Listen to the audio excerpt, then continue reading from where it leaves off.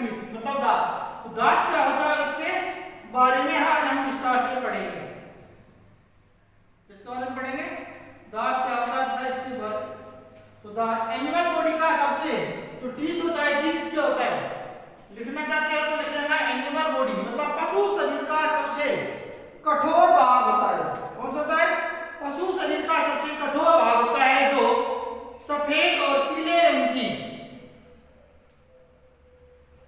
जो सफेद एवं पीले रंग का होता है तथा यह जबड़े की अस्थि में एलुलर सॉकेट के मध्य दसा हुआ रहता है। किसके मध्य दसा रहता है? जबड़े की बोन के एलुलर सॉकेट के मध्य दसा हुआ रहता है तथा यह भोजन को ग्रहण करने और चबाने का प्रमुख कार्य करता है। क्या काम करता है? भोजन को ग्रहण करने और चबाने का प्रमुख कार्य संपन्न करता है। नेक्स्ट है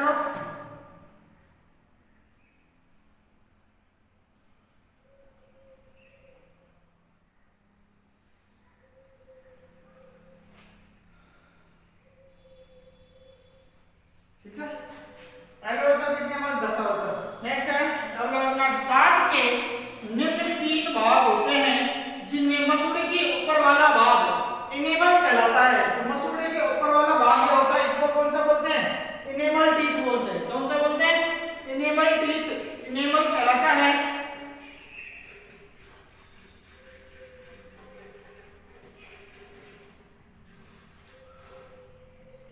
ठीक है, तथा इनेमल के ऊपर तथा इनेमल के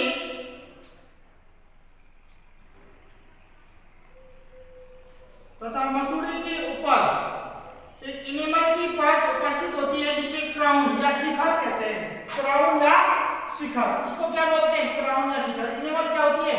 मसूड़े के ऊपर पाई जाने वाली लेयर होती है, ठीक है। नेक्स्ट है मसूड़े के नीचे का भाग मूल या रूट कहलाता है।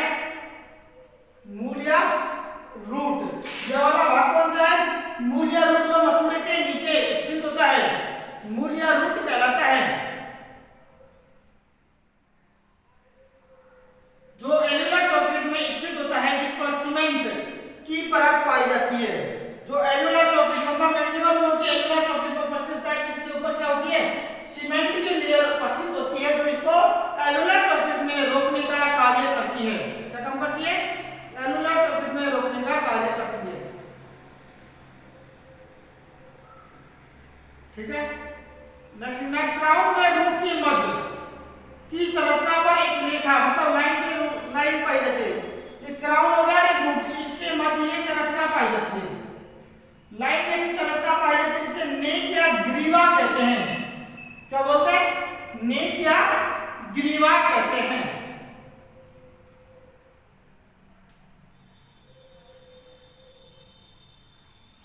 तो लिखना आप इसमें स्ट्रक्चर ऑफ टीथ हेडिंग डाल के इसमें लिखते चलना। ये तो समझ आ गया ना।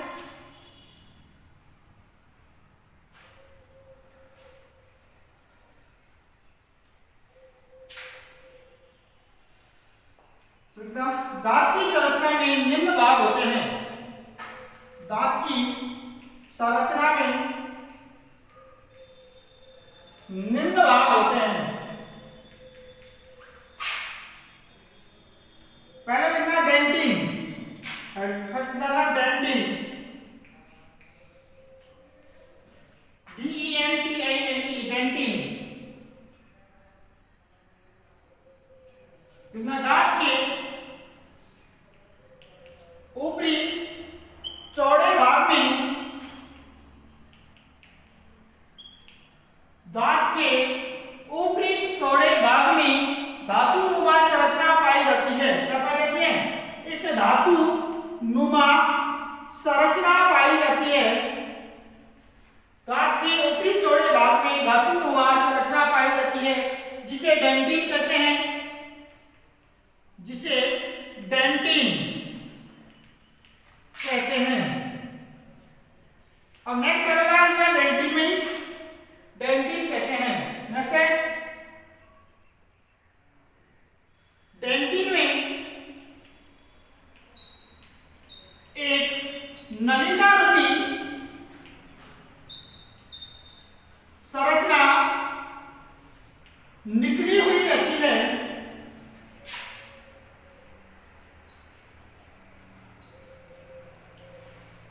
डेंटिन में एक नलिका रूपी संरचना निकली हुई रहती है जिसे पल्प कहते हैं, जिसे पल्प PULP पल्प कहते हैं।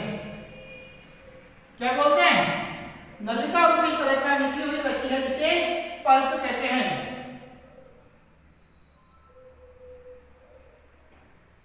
नेक्स्ट है दांतों का विकास। पशु शरीर में दांतों का विकास, पशु शरीर में दांतों का विकास एपिथेलियम कैविटी से होता है।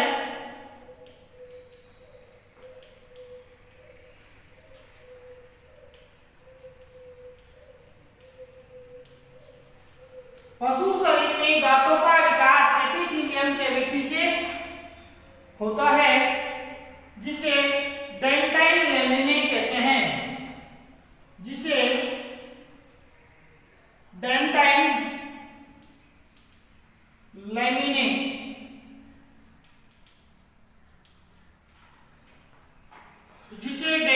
लैमिने कहते हैं तथा इसके अंदर संयोजी ऊतक की परत पाई जाती है जिसे डेंटिन पेपिले कहते हैं तथा इसके अंदर की ओर संयोजी ऊतक की परत पाई जाती है।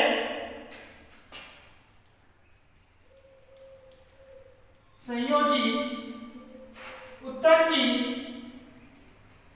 परत पाई जाती है तथा इसके अंदर की ओर संयोजी ऊतक की परत पाई जाती है जिसे डेंटाइन लैमिने कहते हैं। क्या बोलते हैं? डेंटाइन लैमिने,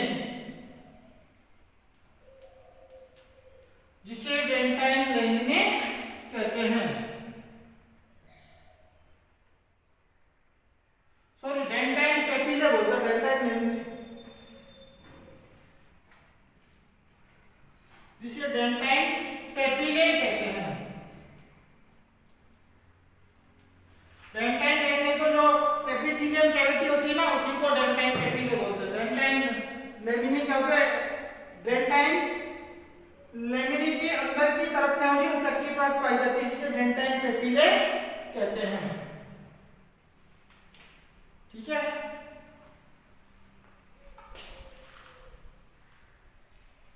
नेक्स्ट लिखना, डेंटाइन पेपिले कहते हैं जो दांत की बाह्य संरचना डेंटाइन का निर्माण करती है। जो दांत की बाह्य संरचना डेंटिन का फॉर्मेशन निर्माण करती है। कौन करती है? डेंटाइन लैमिने और डेंटाइन पेपिले निर्माण करती है।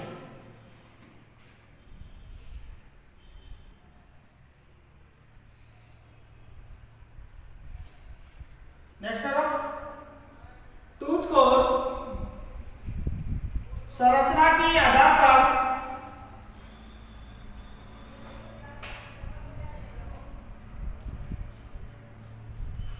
तीन भागों में वर्गीकृत किया गया है। रूट, बॉडी और नेक। तीन भाग कौन कौन से? रूट, दूसरा है बॉडी और तीसरा है नेक। दांत को संरचना के आधार पर तीन भागों में रूट, बॉडी और नेक में वर्गीकृत किया गया है।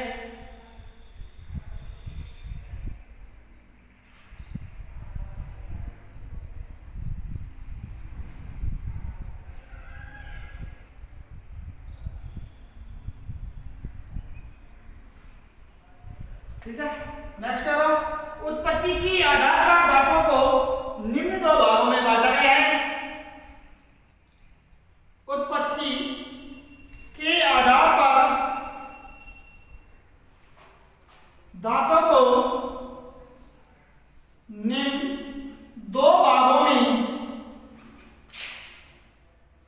वर्गीकृत किया गया है। निम्न दो बातों को सोचे, एक तो डेसिडल टीथ और एक था परमानेंट टीथ। स्थायी और अस्थायी दांत। अस्थायी और दूसरा होता है स्थायी दांत। ठीक है, दो भागों में वर्गीकृत किया गया। तो फर्स्ट कितना अस्थायी, फर्स्ट कितना अस्थायी दांत।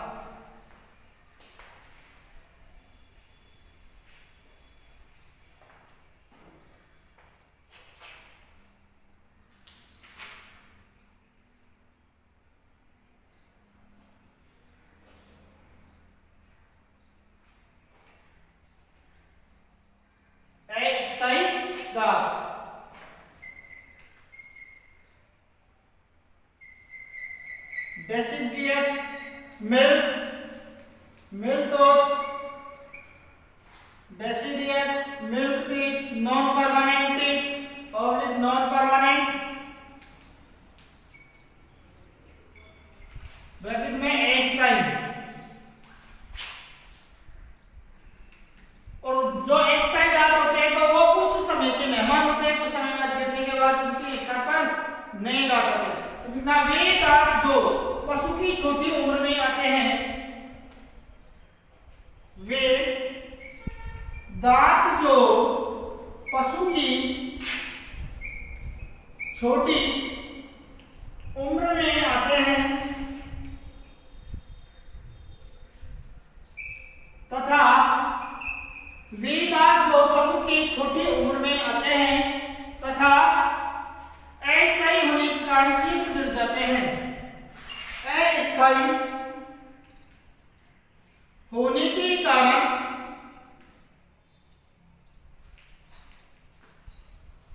शीघ्र गिर जाते हैं।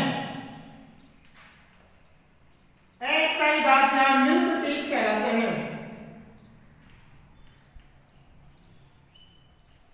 कौन से कहलाते हैं? डेसिडियस या मिल्क टीथ, दूध के दांत कहलाते हैं। दूसरा लिखना परमानेंट टीथ,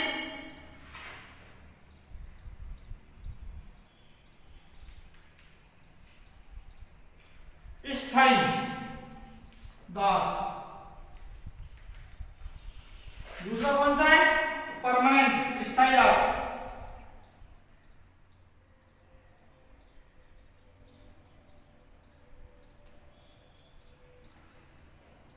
वे दांत जो तो परमानेंट टीथ कौन से होते हैं? जो अस्थायी दांत के गिरने के पश्चात उसी स्थान पर जो नए दांत आते हैं उसको कौन सा बोलते हैं? स्थायी दांत बोलते हैं। वे दांत जो अस्थायी दांत के गिरने के पश्चात नॉन परमानेंट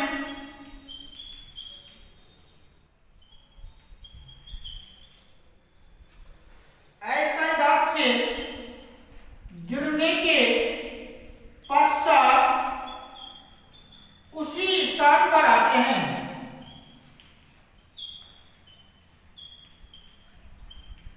वे दांत जो अस्थायी दांत के गिरने के पश्चात उसी स्थान पर आते हैं, परमानेंट टीथ कहलाते हैं।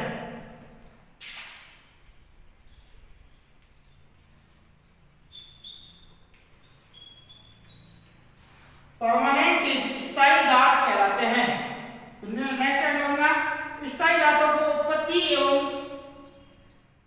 स्थायी दांतों को कार्यकी एवं स्थिति के आधार पर निम्न भागों में वर्गीकृत किया गया है। स्थायी दांतों को कार्यकी एवं स्थिति के आधार पर निम्न भागों में वर्गीकृत किया गया है।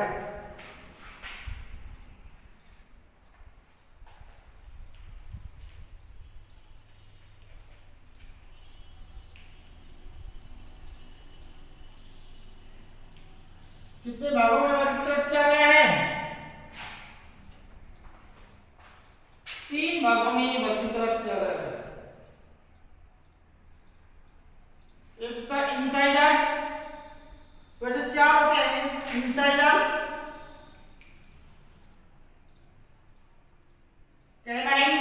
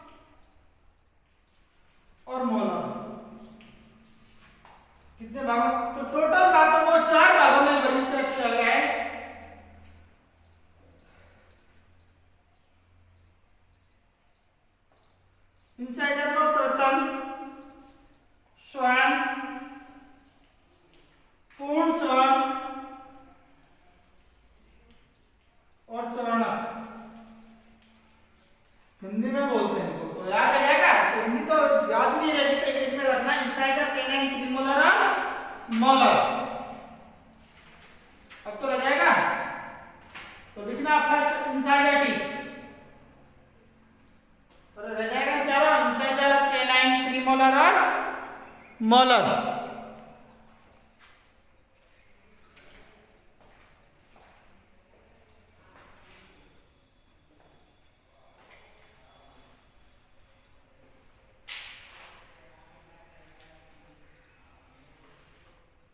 फर्स्ट में इंसाइडर,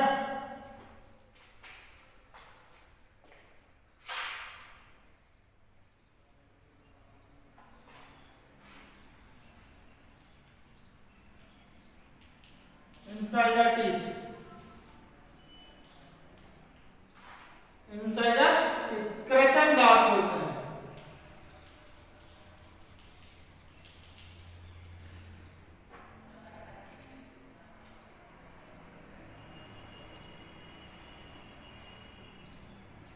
लिखना वे दांत जो मुख गुहा के सामने की ओर स्थित होते हैं। वे दांत जो मुख गुहा के सामने की ओर स्थित होते हैं इंसाइडर टीथ कहलाते हैं।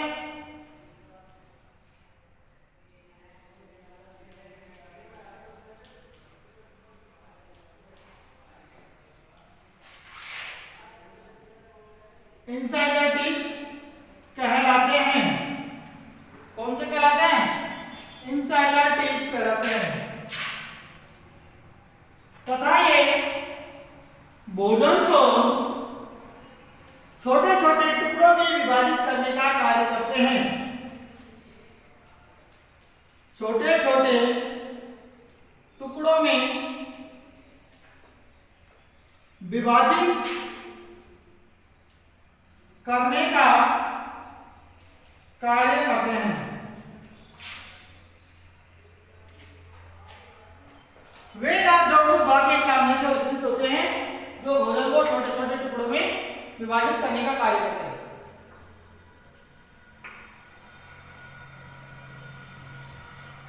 नीचे डाउन लगाना, रूमिनेंट्स एनिमल के ऊपरी जबड़े में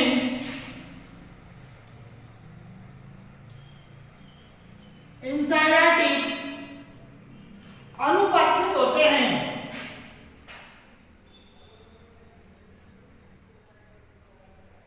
तथा उनके स्थान पर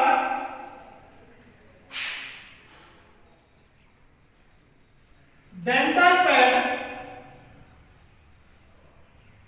उपस्थित होता है। क्या पाया जाता है? डेंटल पैड पाया जाता है। दूसरा लिखना कैनाइन,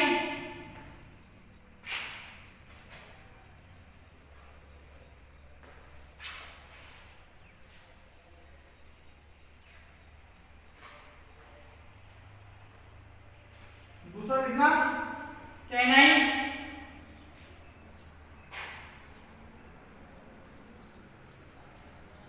श्वान दांत बोलते हैं इनको। कैनाइन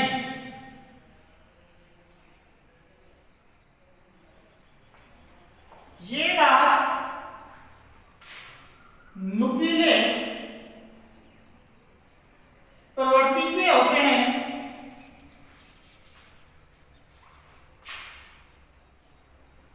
जो इंसाइडर टीथ के पीछे की ओर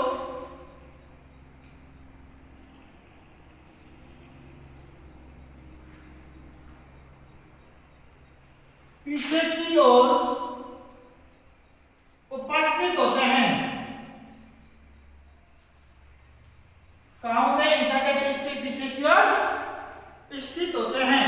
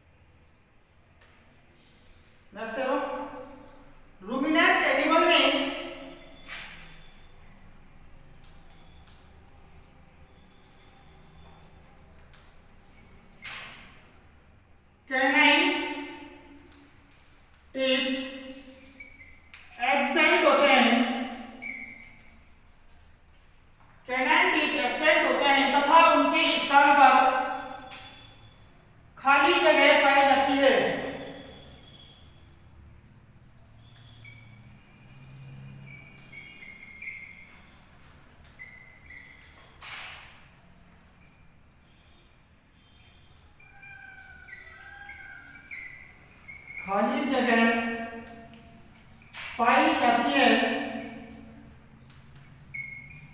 जिसे डाइएस्टीमा कहते हैं, जिसे डाइएस्टीमा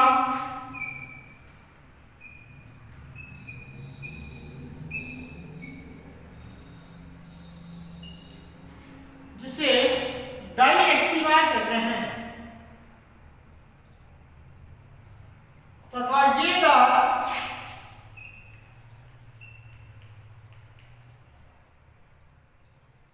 भोजन को चीरने फाड़ने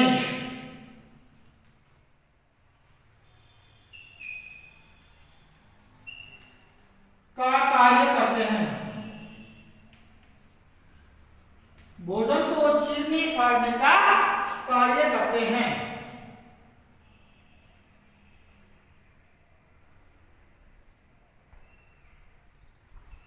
ठीक है, अगला लिखना कपोलदंत।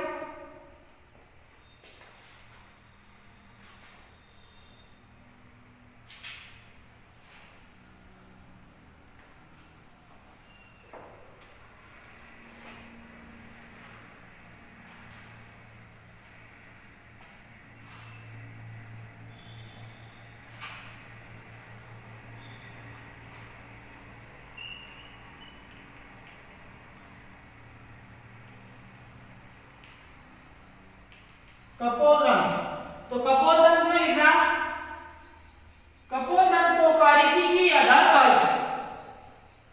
कार्यकी के आधार पर निम्न दो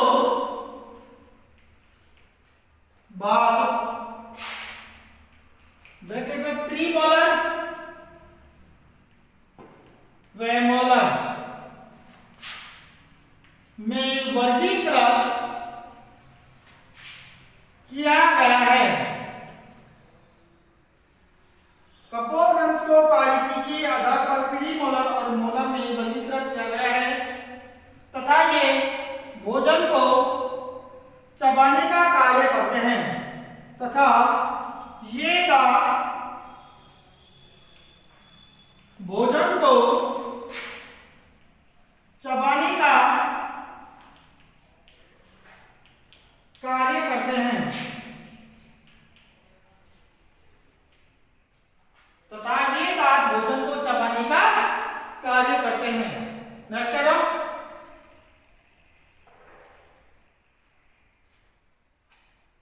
प्रीमोलर व मोलर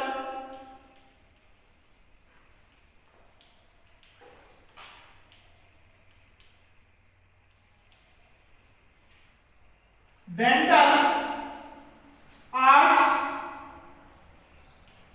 के प्रीमोलर व मोलर टीथ डेंटल आर्च के साइड में दोनों ओर स्थित होते हैं, जो साइड में दोनों ओर स्थित होते हैं, जो भोजन को छोटे छोटे टुकड़ों में चबाने का जो भोजन को चबाने में पाचन में सहायक होते हैं।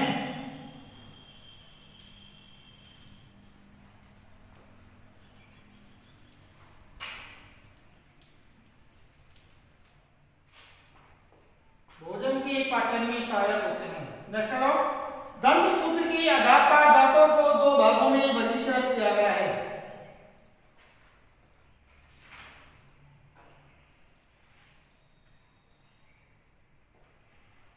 अगला है दंत सूत्र के आधार पर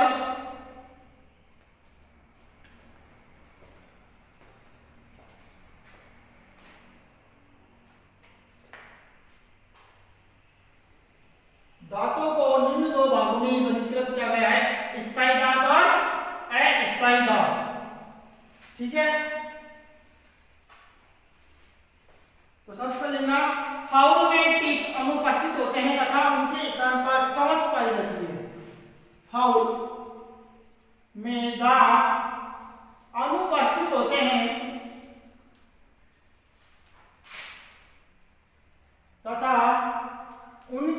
स्थान पर चोंच पाई जाती है।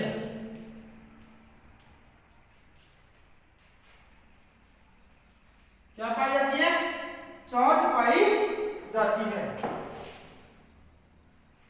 अब मैं रूमिनेंट एनिमल, गाय भैंस में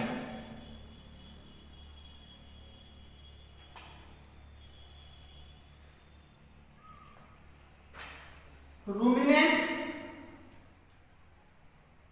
एनिमल, नॉन परमानेंट और परमानेंट, बस नाम चेंज करते जाना, नॉन परमानेंट और परमानेंट।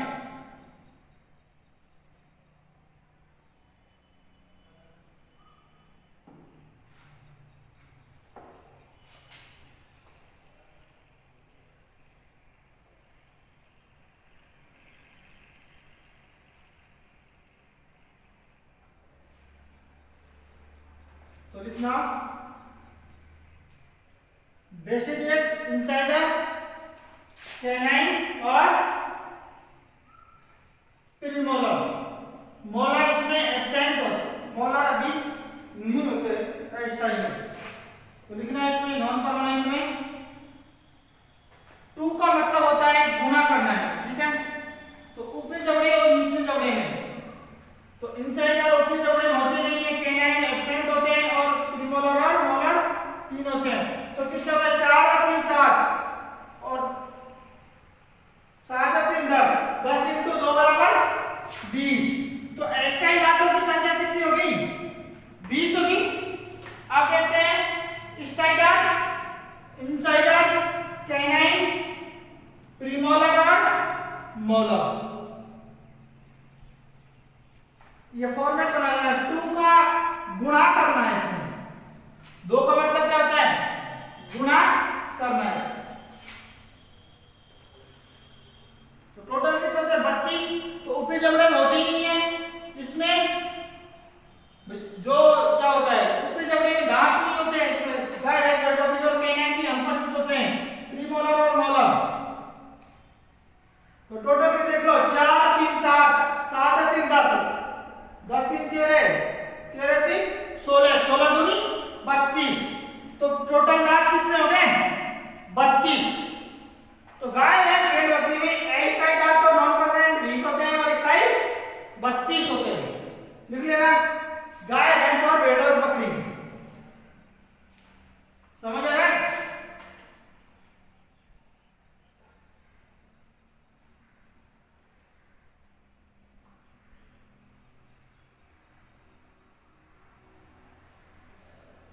दूसरा लिखना,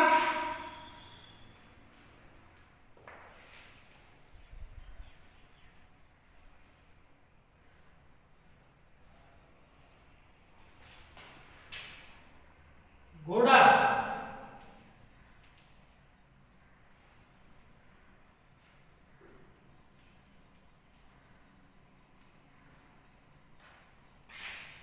दूसरा लिखना हॉर्स। तो हॉर्स में सबसे पहले देखते हैं नॉन परमानेंट दांत। तो नॉन परमानेंट दांत होते हैं इसमें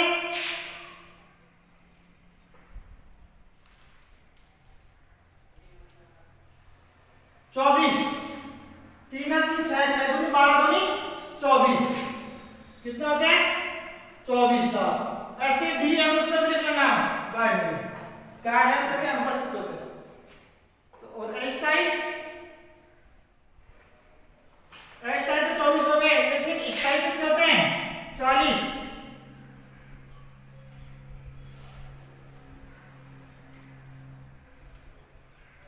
गिन लो, 3 और 4, 4 3 7 3 10, 10 3 13 3 16 और 4 20, 20 दूनी 40, 40 या 42 होते हैं।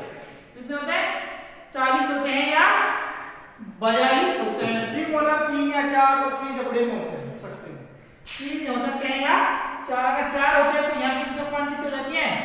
42 हो जाते हैं। तो ये लिख लेना, घोड़े का दंतसूत्र।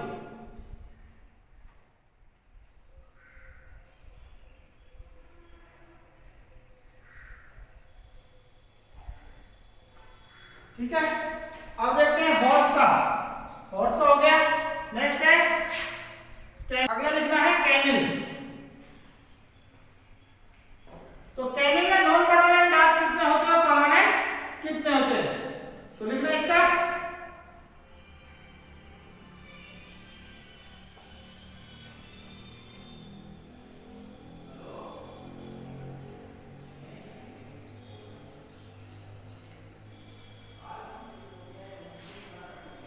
कैमिल का देख लेना।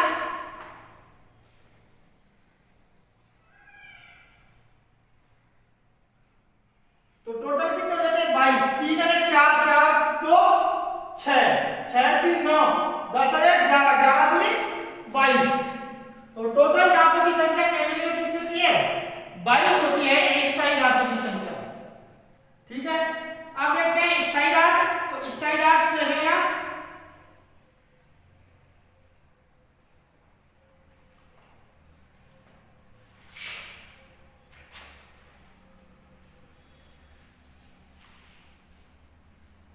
अब गिन लो इनको।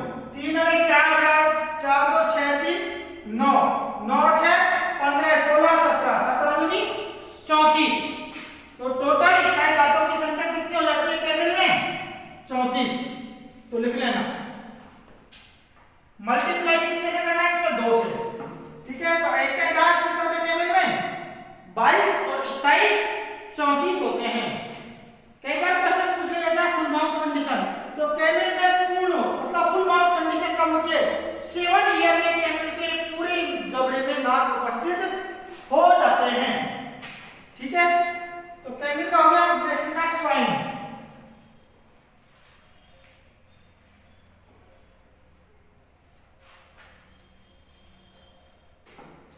सुअर का। तो सुअर का डायरेक्ट परमानेंट देख लेना। सुअर के डायरेक्ट परमानेंट। तो सुअर में 44 दांत होते हैं।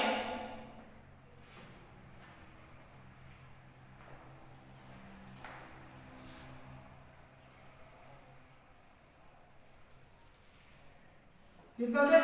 3 अरे 4 4 3 7 3 10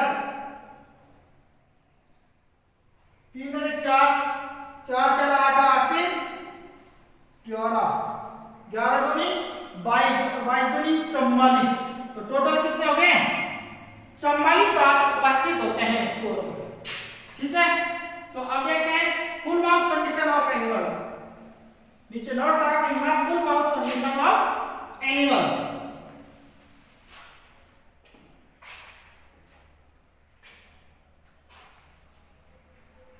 फुल माउथ कंडीशन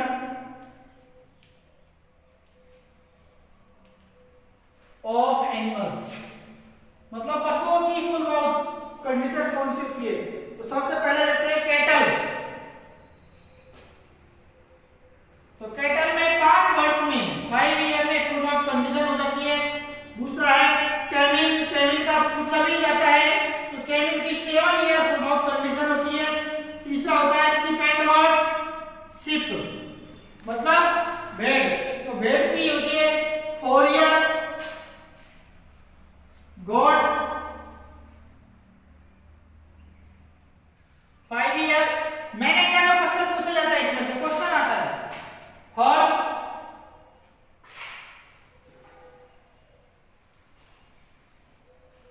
4 वर्ष 6 माह। तो इसमें क्वेश्चन सबसे ज्यादा पूछा जाता है कैमिल का। तो कैमिल में फुल माउथ कंडीशन कौन सी मतलब किस एज में या कौन सी उम्र में होती है? तो कैमिल में फुल माउथ कंडीशन 7 ईयर में होती है। कैटल में गाय भैंस में 5 ईयर में होती है। शिप में 4 साल में होती है और गॉड में वही 5 साल। जबकि हॉर्स होता है उसमें 4 साल 6 महीने में फुल माउथ कंडीशन हो जाता है। ठीक है दोस्तों। तो आज का टॉपिक अपना यही समाप्त होता है। नमस्कार।